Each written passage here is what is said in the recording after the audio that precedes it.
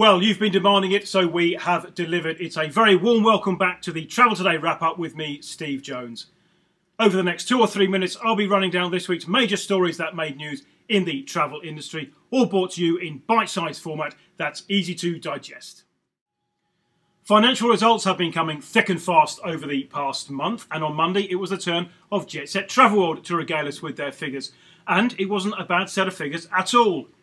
The group posted a pre-tax profit in the 6 months to December of $16.5 million, with Chief Executive Peter Lacaze attributing the strong performance to the synergies generated due to the merger of Jetset Travelworld and Stella. Market conditions remain changeable, Lacaze said, making it hard to predict the year-end outcome with any certainty.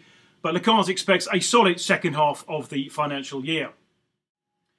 The first meeting of Air Australia creditors took place in Brisbane on Wednesday, and none of them would have left that meeting in a particularly optimistic frame of mind.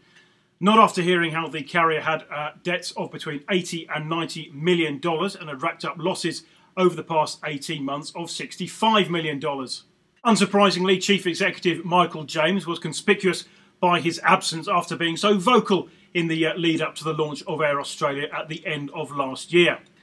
The administrators, Corda Mentha, warned creditors not to expect much in the way of payments, with the next meeting due to be staged in Brisbane on March the 23rd. To the wholesale sector now, and adventure specialist Peregrine brushed off the economic uncertainty to launch a new upmarket brand called Peregrine Reserve. The operator said it simply wasn't feeling the uncertainty and said the launch of the product was sparked by customer demand. Back to aviation, and Regional Express, not for the first time, warned that regional Australia could soon be starved of flights due to the economic uncertainty and the impending launch of the carbon tax in Australia. The carrier posted a solid set of results for the 6 months to December, but said the improved performance on last year was due to Peregrine, its mining charter operator. And finally this week, Qantas questioned the veracity of a survey which suggested that more than 4 out of 10 passengers have a more negative view of the carrier than they did before the grounding last year.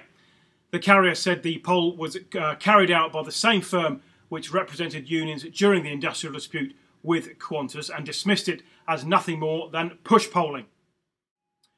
Well, I'm going to push off now, so thanks for watching the return of the Travel Today wrap-up. We'll be back with another rundown of the week's travel news. Same time, same place next week. Until then, have a great week.